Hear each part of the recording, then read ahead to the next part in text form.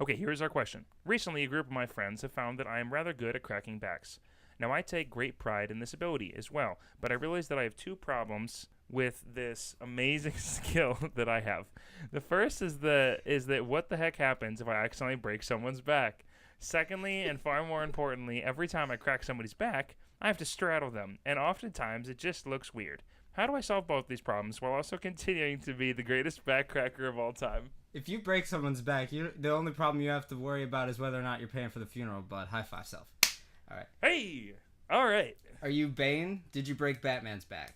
If not, I don't care. Did he break his back? Yes. That's Did he? Yes. Was that what the knee did? Not in Dark Knight Rises. In the comic Nightfall. Know your stuff. All right. Okay. Everybody. I'm sorry. See, our Please audience knows forgive me. what I'm talking about. Man, they're all shaking their heads in disapproval at me. That's so weird. Mhm. Yeah, anyways, okay, so you're a very good backcracker. Mhm. But you worry, one, I have to straddle people every time this happens. My question is, do you want it to be in a private setting? Right. So that other people can't witness you straddling them? Or do you want it in a public setting so that you have witnesses to say that all I did was straddle them? What all I was doing was straddling. All I did was straddle them. That's crazy. Wait, how many times after you've cracked someone's back do you put them down and they say, "You didn't crack my back at all. You just straddled me." You held me in the air kind of above your head for 30 seconds. No, I don't even think that's what they're talking about. It's not even like the holding a person up. I think that you tell the person to lie down on the ground and you get on top of them and then crack their You back step that on way. their back? No, just like push down. It's like the breathe in, now breathe out. And the moment they breathe out, you take them by surprise and sumo punch them in the spine. Here's the thing that we don't take into account. Some buildings are very old. Some floors are very old. You know there's going to be one of these times that if that's the case and you're pushing them heavy into the ground, you might push them through the ground one of these days. Oh my word, yeah. It's going to be breathe in, breathe out, snap, right through the floor. And you're going down with them. And that will break their back, Bane style. The thing that I need to know right now, though, we go through this You'll case. tumble through the air and they will land on your knee.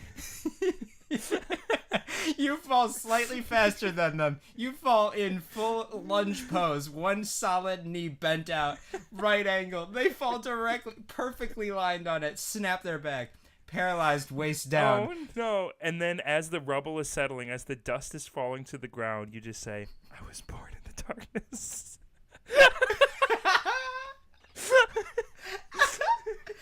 The thing, once they're laying there writhing in pain, the first things that come out of their mouth is probably going to be, thank you.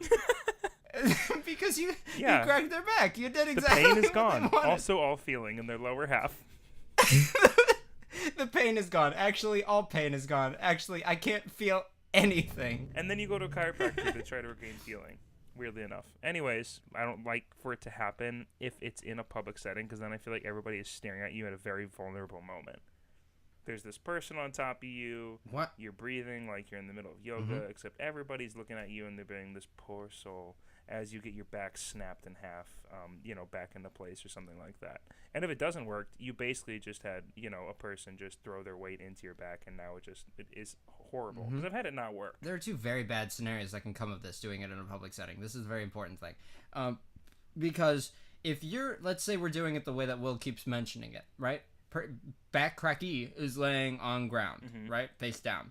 Back cracker is above them, either using hands or feet or whatever to crack the back, because some people walk on your back, some people push on the back, whatever. There are two bad scenarios that come in here. Either one of you is getting embarrassed. This is a for sure. Either the person cracking the back is going to get embarrassed when someone in public says, you call that cracking a back. I call that straddling, yeah. They step up. They show you the difference between cracking a back and straddling. All of a sudden, you just got schooled, son, and now your friend has a story to tell all of your other friends, and they will think that he is cooler now because now the person that you were trying to crack the back of has one up on you. The other bad scenario is your friend, the one that you're trying to crack the back of, could be embarrassed when someone stands up and says, "Oh my God, you're doing the Heimlich totally wrong," flips him over and starts trying to just like compress on the chest. No, I agree. I think the other thing is we have to decide. We have to create a strong agreement. Is this a public thing or is this a private thing? Because that helps us understand how we solve the problems of it look like you're being straddled and the fear of cracking of snapping their back in half. Should it be private or should it be public? as soon as you make it a private thing, all of a sudden you need to have the proper lotion. You need to have the proper environment. You need to have the proper piano music playing. Maybe saxophone. Yeah. That's up to the person that you're cracking the back of, because they have to have some say in the scenario that's going down. You need a flat leather table with a piece of paper on top. You need a hole in the middle of the table for the head. You basically have to be professional is basically what we're saying. I think that's how you actually avoid some of the embarrassment with this. Stop pretending like you're great, and if you are great, just go to school for it and get a certificate.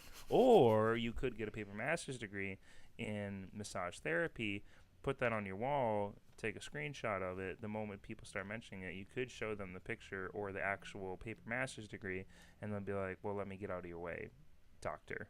Yeah. And they'll know that you are kind of both professional Absolutely. and That's what I'm self-sufficient. trying to say.